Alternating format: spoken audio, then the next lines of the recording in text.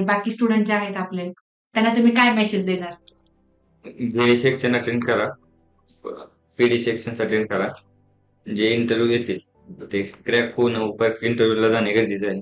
का तर इंटरव्ह्यूला गेल्यानंतरच आपल्याला अनुभव येतो. सो काही-काही स्टुडंटचं असं असतं, की बाबा माझ्याकडे डिग्री आहे, तर मग मी का क्लास करू? मला डिग्रीवरच जॉब पाहिजे. सो तुम्हाला काय सध्या वाटतंय? कंपनीला डिग्री बरोबर स्पेशलायझेशन गरजेचे आहे. की ज्यांना असं वाटतं, की माझा इंटरव्ह्यू लय छान गेला आणि मग मला कॉल बॅक नाही आला. कम्युनिकेशनमध्ये ग्रामॅटिकल मिस्टेक्स, ओके. वाक्यरचनेमध्ये बरोबर. त्यावर लक्ष देणे गरजेचे आहे. कसं शिकलं पाहिजे आपण?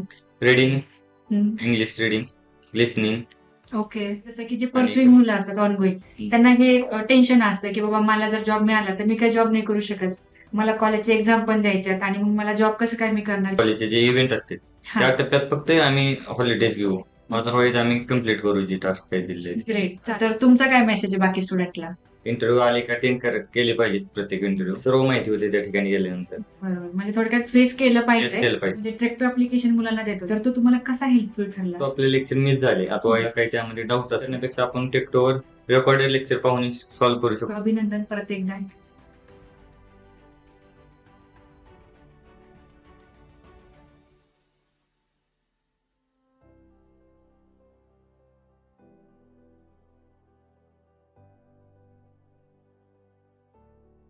आपले स्टुडंट आहेत ओमकार चव्हाण. आज यांचं प्लेसमेंट झालेलं आहे एआय एम-एल साठी. सो आपण त्यांचं अभिनंदन करूयात. चालेल. सो ओमकार आज कसं वाटतंय? चांगलं वाटतंय. चालेल. असं म्हणतात, की आपण रिजेक्शन्सनीच डेव्हलप होतो, बनतो. सो मग तुम्ही काय अनुभव सांगाल, की जसं की तुम्ही आता एम-सी-ए पण पर्सुइंग आहात किंवा बाकी क्लासेस पण आहेत. भरपूर सगळ्या गोष्टी आहेत. वेळ पण लागला प्लेसमेंटला. सो तुमचं काय एक्झॅक्टली म्हणजे काय अनुभव आहे? बाकी स्टुडंट जे आहेत आपले, त्यांना तुम्ही काय मेसेज देणार? जे सेक्शन अटेंड करा. पीडी सेक्शन अटेंड करा. जे इंटरव्ह्यू येतील ते क्रॅक होणं परत इंटरव्ह्यूला जाणे गरजेचं आहे. का तर इंटरव्ह्यूला गेल्यानंतरच आपल्याला अनुभव येतो. बरोबर.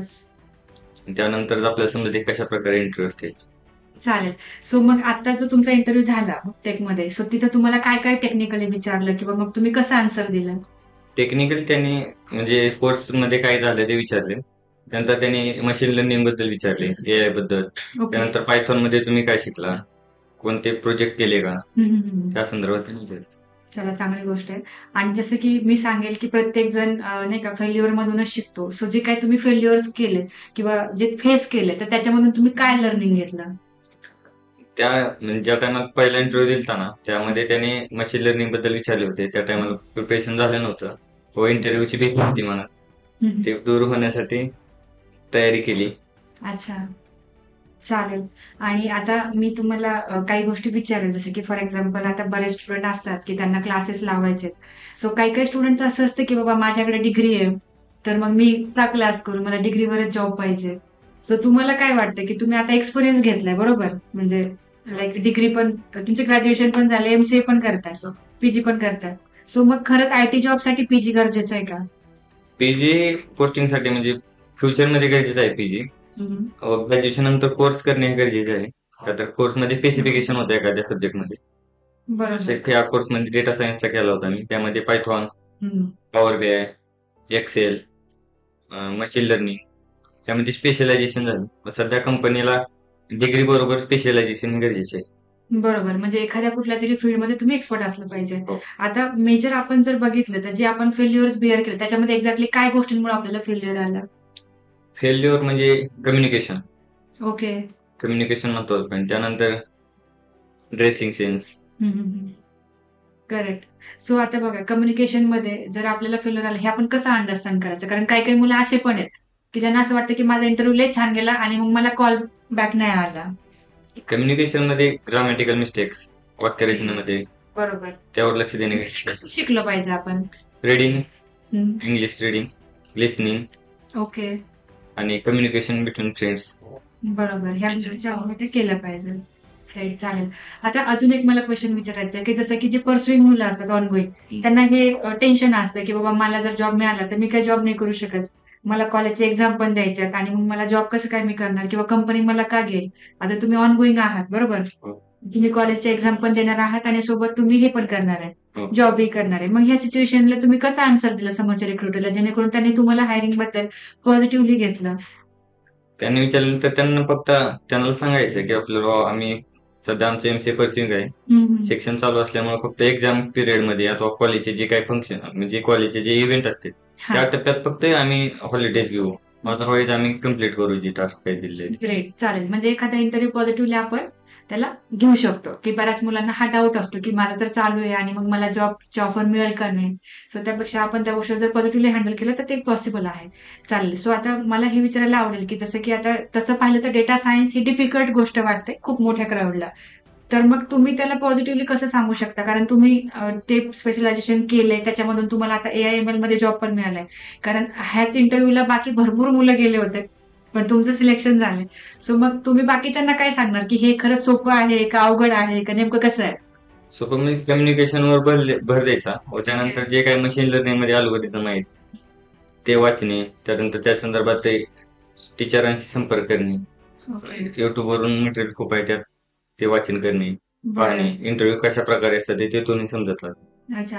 आणि आता डेटा सायन्स म्हटलं की जसं तुम्ही अल्गोरिदम बद्दल बोललात, तर त्यामध्ये मग लायब्ररीज वगैरे खूप सगळ्या गोष्टी आहेत. हो. मग एक्झॅक्टली खरंच त्या लायब्ररी इंडेप्थ माहिती असणं गरजेचं आहे का वरचेवर माहिती असणं गरजेचं आहे? नेमकं कसं? डीपली म्हणजे सुरुवातीला काही डायरेक्ट ते आपल्याला प्रिडिक्ट करायला लावत नसेल. सुरुवातीला ते सुरुवातीला सांगणार कशा प्रकारे करायचं.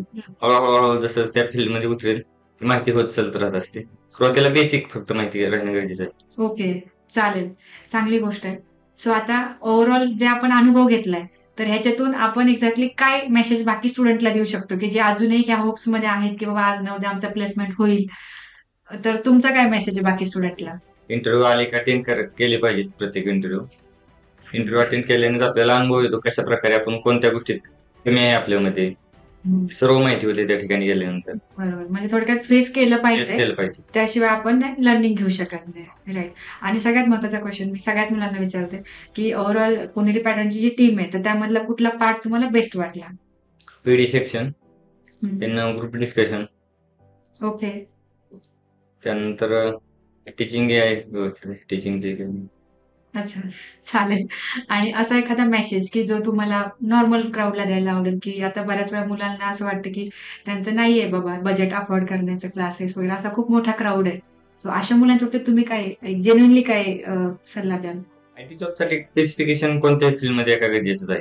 ओके. म्हणजे स्पेसिफिकेशन स्पेसिफिकेशन डिग्री म्हणजे नेमकं काय म्हणजे एक्झॅक्टली? कोर्सेस, डेटा सायन्स, फुल स्टॅक असो, डेटा अनालिसिस, कोर्सेस गरजेचे आहेत. का तर आज सध्या घडीच्या कॉम्पिटिशन खूप आहे. ते डिग्रीवर घेत नाही. डिग्री ग्रॅज्युएशन असो, PG असो अथवा BTech असो.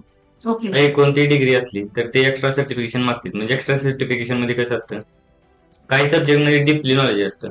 आता डेटा अनालिसिस मध्ये पायथॉनचं जे अनालिसिस पर्पज साठी वापरले जाणारे टूल्स आहेत त्यात डीपली नॉलेज येत असते. ते एज्युकेशन ज्या टायमाला आपण ग्रॅज्युएशन मध्ये घेतो त्यामध्ये ते नसते. ते फक्त त्या टायमाला बेसिक असते, कन्सेप्ट ते असते. यामध्ये आपल्याला प्रॅक्टिकल नॉलेज येतं. राईट. म्हणजे थोडक्यात आपण अकॅडमिक मध्ये जे शिकतो तर ते सब्जेक्ट क्लिअर करण्यापुरतं आपण म्हणू शकतो, आणि इथे जे आपण शिकतो तर हे आपल्याला प्रॅक्टिकलाइज असतं आणि प्रोजेक्टवर वर्क करतो आपण. हा, म्हणजे थोडक्यात आपण काम करण्यासाठी जे आपल्याला लागतं तर ते आपण क्लासेस थ्रू शिकतो. गुड. चालेल. चांगली गोष्ट आहे. पुणेरी पॅटर्न थ्रू आपण जे ट्रेक्टो ऍप्लिकेशन मुलांना देतो, जसं की त्याचा 1 इयरचा रेकॉर्डिंगचा ऍक्सेस आहे, तर तो तुम्हाला कसा हेल्पफुल ठरला? समजा काही कारणास्तव आपले लेक्चर मिस झाले अथवा इथं लेक्चर अटेंड केल्यानंतर आपल्याला काही त्यामध्ये डाऊट असले, जर ते शिक्षकांना विचारण्यापेक्षा आपण टेक्टोवर रेकॉर्डेड लेक्चर पाहून सॉल्व्ह करू शकतो. आफ्टर दॅट बरोबर.